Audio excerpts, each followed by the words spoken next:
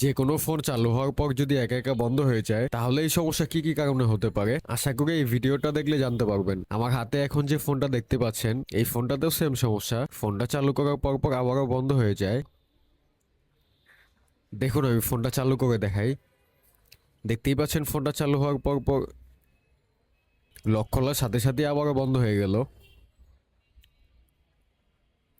যে কোনো ফোন চালু হওয়ার পর যদি বন্ধ হয়ে যায় তাহলে কয়েকটা বিষয় মাথায় রাখা উচিত।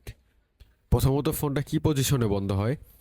যেমন অনেক ফোন আছে ফোন চালু করার পর শুধু প্রথম লোগো আসে, অর্থাৎ ফোন চালু করার কয়েক সেকেন্ড পরেই ফোনটা বন্ধ হয়ে যায় তারপর আবার চালু হয়, তাহলে এটা পাওয়ার বাটনের সমস্যা হইতে পারে। ফোনে পাওয়ার বাটন সমস্যা আছে কিনা এটা বোঝার আরেকটা উপায় আছে।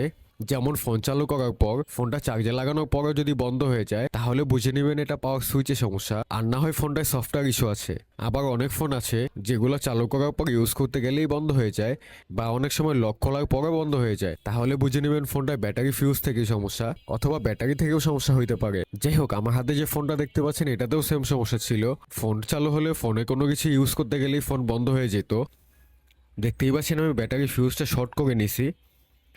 বেশিরভাগ সময় এই ফিউজটা শর্ট করে দিলেই সমস্যাটার সমাধান হয়ে যায়, তবে অনেক সময় ব্যাটারি কন্ডিশন যদি খারাপ থাকে তখন আপনি এই ব্যাটারি ফিউজ শর্ট করলেও কোনো লাভ হবে না, ব্যাটারি চেঞ্জ করতেই হবে।